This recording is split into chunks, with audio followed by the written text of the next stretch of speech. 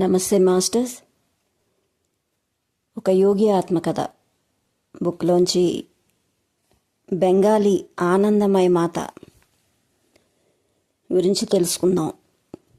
నిర్మలాదేవిని ఒక్కసారి చూడకుండా మాత్రం ఇండియా నుంచి వెళ్ళకండి. ఆవిడ భగవద్భక్తి గాఢమైంది. ఆనందమయ మాతగా ప్రసిద్ధి పొందారు ఆవిడ. మా మేనగవాళ్ళు అమియా బోస్ నిండు మనస్సుతో నా వైపు చూస్తూ అన్నది. అలాగే ఆ సాధ్విని తప్పకుండా చూడాలని నాకు మనసులో ఉంది అంటూ ఇంకా ఇలా అన్నాను. దైవ సాక్షాత్కార సాధనలో ఆవిడ చేరిన ఉన్నత స్థితిని గురించి చదివాను. కొన్నేళ్ల క్రిందట ఈస్ట్ వెస్ట్ పత్రికల్లో ఆవిడ గురించి ఒక చిన్న వ్యాసం వచ్చింది. ఆవిడ నేను దర్శించుకున్నాను అంటూ ఇలా చెప్పింది. అమియా ఈ మధ్య మా ఊరు జెన్షేడ్పూర్ వచ్చారు. ఒక శిష్యుడు విన్నపాన్ని మన్నించి ఆనందమయ మాత అవసాన దశలో ఉన్న ఒక అతని ఇంటికి వెళ్ళారు. ఆవిడ అతని మంచం దగ్గర నించున్నారు. అతని నుదుటి మీద చెయ్యి వేసేసరికి అతని మరణవేదన అంతమైంది. వెంటనే జబ్బు మాయమైంది. తన ఆరోగ్యం మెరుగవడం చూసి ఆశ్చర్యపోతూ ఆనందించాడు అతను. కొన్నాళ్ల తరువాత ఆనందమయ మాత కలకత్తాలో భవానీపూర్ పేటలో ఒక శిష్యుడి ఇంట్లో బస చేశారని విన్నాను. వెంటనే నేను శ్రీ రైటరు కలిసి కలకత్తాలో మా నాన్నగారి ఇంటి దగ్గర నుంచి బయలుదేరాం. మా పోర్టు కారు భవానీపూర్ ఇంటికి చేరువవుతూ ఉండగా నా మిత్రుడు నేను ఆ వీధిలో ఒక అసాధారణ దృశ్యాన్ని గమనించాం. ఆనందమయ మాత టాపులేని ఒక కారులో నించొని ఉన్నారు. ఆవిడ బయలుదేరడానికి సిద్ధంగా ఉన్నారు. శ్రీ రైటర్ కొంచెం దూరంలో మా పోర్టు కారు ఆపి ఆ ప్రశాంత జన సమూహం దగ్గరికి నాతో పాటు నడిచి వచ్చారు. ఆ సాధ్వి మా వైపు చూసింది. కారులో దిగి మా వైపు వచ్చింది ఆవిడ. బాబా వచ్చేసావా అంటూ బెంగాలీలో ఉత్సాహాతిరేకంతో పలికి నా మెడ చుట్టూ చేతులు వేసి నా భుజం మీద తల అంచింది. ఆ సాధ్విని నేను ఎరగని అంతకుముందే నేను శ్రీరైట్కి చెప్పి ఉండడం చేత అసాధారణ స్వాగత ప్రకటన చూసి బ్రహ్మాండంగా ఆనందిస్తున్నాడు అతను. 100 మంది శిష్యుల కళ్ళు ఆప్యాయత వెలువరిస్తున్న ఆ దృశ్యం మీద నిలిచిపోయాయి. ఆ సాధ్వి ఉన్నత సమాధి స్థితిలో ఉందన్న సంగతి నేను తక్షణమే గమనించాను. స్త్రీగా తన బాహ్యదేహం మీద స్పృహ లేని ఆ సాధ్వి తాను మార్పులేని ఆత్మనాన్ని ఎరుగును. ఆ స్థాయి నుంచి ఆవిడ మరో దైవభక్తుడిని ఆనందంగా పలకరిస్తుంది. చెయ్యి పట్టుకొని నన్ను తన కారులో తీసుకువెళ్ళింది ఆవిడ. ఆనందమై మీ ప్రయాణానికి ఆలస్యం చేస్తున్నాను అని నేను అభ్యంతరం చెప్పాను. బాబా కొన్ని యుగాల తర్వాత మళ్ళీ ఈ జన్మలో మొట్టమొదటిసారిగా నిన్ను కలుసుకున్నాను అన్నదామే. అప్పుడే వెళ్ళిపోకు.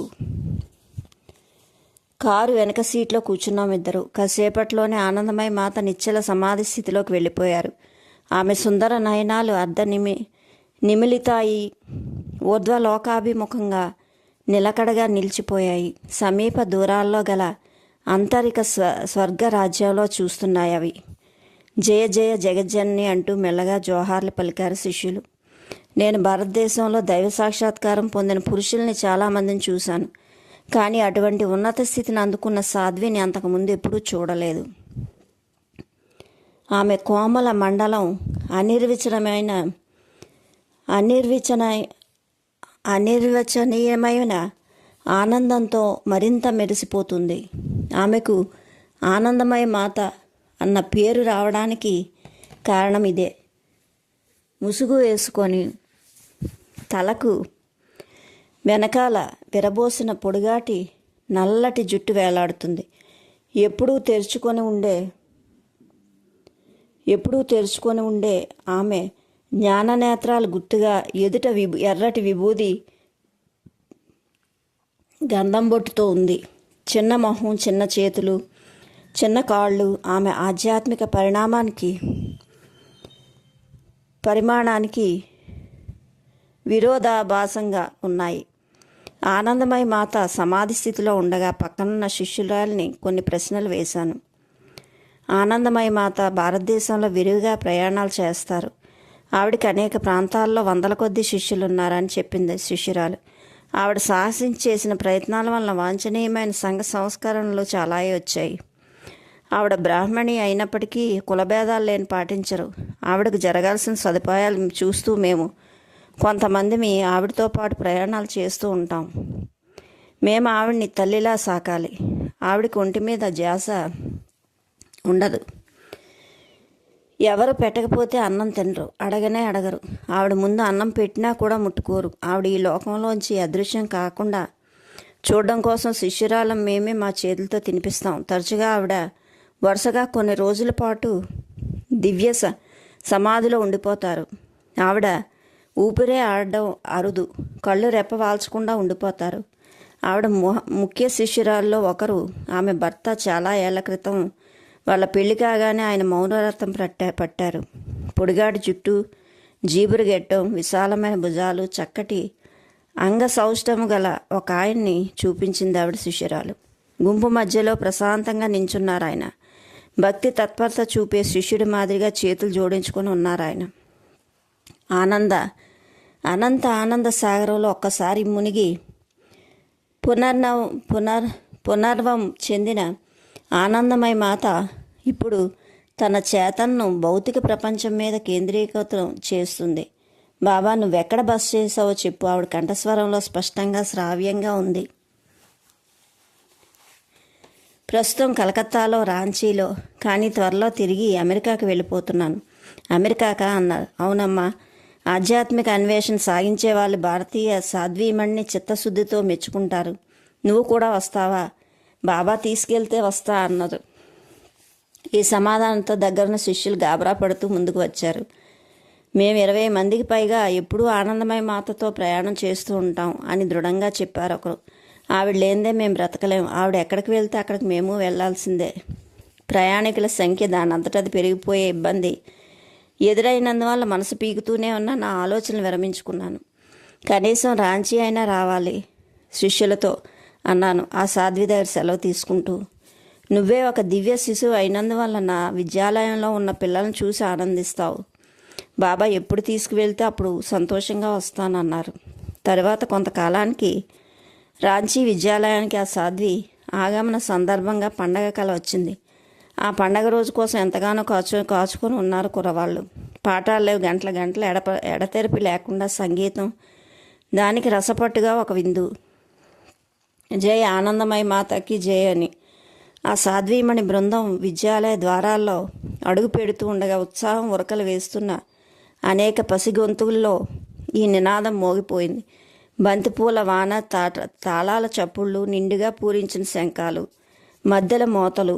ఆనందమయ మాత చిరునవ్వులు చిందిస్తూ పరుచుకున్న ఎండలో ఆహ్లాదకరంగా ఉన్న విద్యాలయ భూమిలో హాయిగా విహరించింది. ఆవిడెప్పుడు హృదయంలో ఒక చిన్న స్వరాన్ని నిలుపుతూ సంచరిస్తూ ఉంటున్నారు. ఇక్కడ అందంగా ఉంది. ఆనందమయ మాతను నేను ప్రధాన భవనంలో తీసుకెళ్తున్నప్పుడు ఆవిడ దయతో అన్న మాటలవి. పసిపాపలా చిరునవ్వు నవ్వుతూ నా పక్కన కూర్చుంది. ఆవిడ ఎవరికైనా ప్రేమాస్పదుల్లోకి అతి దగ్గర దాన్ని అనిపించేలా చేస్తుంది. అయినా ఆవిడ చుట్టూ దూరత్వ పరివేషం ఎప్పటికీ ఉంటూనే ఉంది. భగవత్ తత్స్వరూపమైన సర్వవ్యాపకత్వంలో విరోధ భాసం గల వేర్పాటు ఇది. నీ జీవితం గురించి చెప్పమ్మా అన్నారు. బాబా తెలుసు, అంతా మళ్ళీ చెప్పడం ఎందుకు అని ఒక చిన్న జన్మ తాలూకా వాస్తవ చరిత్ర ఏమంతా తెలుసుకోవాల్సింది కాదని ఆమె భావిస్తున్నట్టు స్పష్టమైంది. నేను మెల్లగా మరోసారి మనవి చేసి నవ్వాను. బాబా చెప్పడానికి అట్టే లేదు అంటూ ఆవిడ అవసరం లేదని సూచిస్తున్నట్టుగా చేతులు విస్తరించింది. నా చేతన ఎన్నడూ ఈ తాత్కాలిక శరీరంతో ముడిపడి ఉండలేదు బాబా. నేను ఈ భూమి మీదకి రాక ముందే నేను దాన్నే, చిన్నపిల్లగా ఉన్నప్పుడు నేను దాన్నే, పెరిగాక కూడా పెద్దదాన్ని అయ్యాను. అయినా నేను దాన్నే. నా పుట్టింటి వాళ్ళు ఈ శరీరాన్ని పెళ్లి ఏర్పాట్లు చేసినప్పుడు కూడా నేను దాన్నే బాబా. మీ ఎదుట ఇప్పుడు నేను దాన్నే. ఆ తరువాత అనంత విశ్వంలో నా చుట్టూ సృష్టి నర్తకం మారినప్పటికీ నేను దాన్నే. ఆనందమాత ధ్యాన స్థితిలో మునిగిపోయారు. ఆమె శరీరం రాయిలా కదలకుండా ఉండిపోయింది.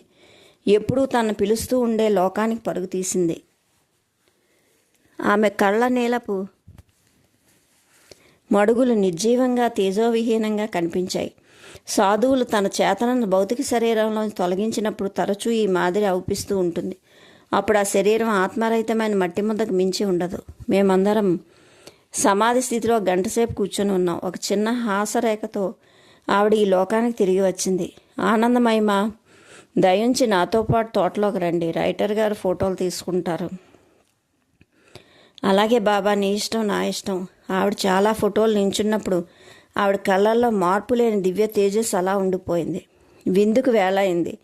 ఆనందమయ మాత తన గొంగలి ఆసనమే కూర్చుంది. ఆమె అన్నం తినిపించడానికి పక్కనే ఒక శిష్యురాలు, పసిపిల్ల మాదిరిగా సాధ్వి శిష్యురాలు నోటికి అన్నం ముద్ద అందించినప్పుడు అణుకువగా మింగింది.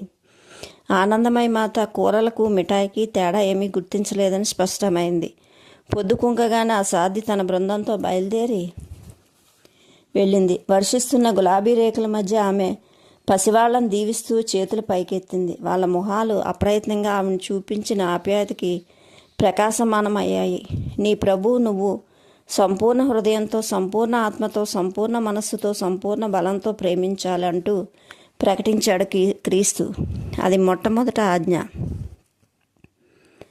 ఆనందమయ మాత అల్పమైన ప్రతి అనుబంధాన్ని తెంచుకొని ప్రభువుకు ఒక్కడికే తన విధేయత చూపించింది. పసిపాప లాంటి ఈ సాధ్వి మానవ జీవితపు ఏకైక సమస్యను, అంటే భగవంతుడిలో ఐక్యస్థితి ఏర్పరచుకోవడం అనే సమస్యను పండితుల మాదిరిగా కాకుండా సూక్ష్మ లక్షోపలక్షల విషయాలతో పొగచూరిపోయిన ఒక నితాంత సరళత్వాన్ని మానవుడు మర్చిపోయాడు. దేవుడి పట్ల అనన్యమైన ప్రేమను తిరస్కరించి ప్రపంచ దేశాలు బాహ్యమైన ఔదార్యాల పట్ల సునిశిత ఆదరణతో తమ నాస్తికతను కప్పిపుచ్చుతున్నాయి. మానవతా దృష్టితో చేసే ఉపకారాలు మనిషి దృష్టిని కొంత క్షణకాలం పాటు తన మించి మళ్లించేటట్టు చేస్తాయి కనుక అవి మంచివే. కానీ మొదటి ఆజ్ఞగా యేసుక్రీస్తు ప్రస్తావించిన జీవిత ఏకైక బాధ్యతల నుంచి అతన్ని విముక్తి ప్రసాదించవు. దేవుడు ప్రేమించాలన్న ఉదాత్త కర్తవ్యం తన ఏకైక సంరక్షకుడు ఉచితంగా ప్రసాదించిన గాలిని మొదటిసారిగా ఊపిరిగా పీల్చుకొని మానవుడు తీసుకున్నప్పుడే ఏర్పడింది. రాంచీ సందర్శనం తర్వాత మరో సందర్భంలో నేను ఆనందమయ మాతని చూసే అవకాశం కలిగింది. కొన్నేళ్ల తర్వాత ఆవిడ శ్రీరాంపూర్ స్టేషన్లో ప్లాట్ఫామ్ మీద తన శిష్యులతో బండి కోసం ఎదురు చూస్తుంది. బాబా, నేను హిమాలయాలకు వెళ్ళిపోతున్నానని చెప్పింది ఆవిడ. కొందరు దయాపర్లు డెహ్రాడూన్లో మాకొక ఆశ్రమం కట్టించారు. ఆవిడ బండి ఎక్కుతూ గుంపు మధ్యలో ఉన్నా, జైల్లో ఉన్నా, విందారగిస్తున్నా, మౌనంగా ఉన్నా ఆమె కళ్ళు భగవంతుడి మీద నుంచి మళ్ళేవి కావని గమనించి నేను ముగ్ధుడయ్యాను. నాలో ఇప్పటికీ అమేయ మాధుర్యం గల ఆమె కంఠస్వరం వింటూనే ఉన్నాను. చూడు, ఇప్పుడు ఎప్పుడూ కూడా నిత్యాత్మతో ఏకమై ఉండి నేనెప్పటి దాన్నే. Okay masters, like, share, subscribe. Thank you.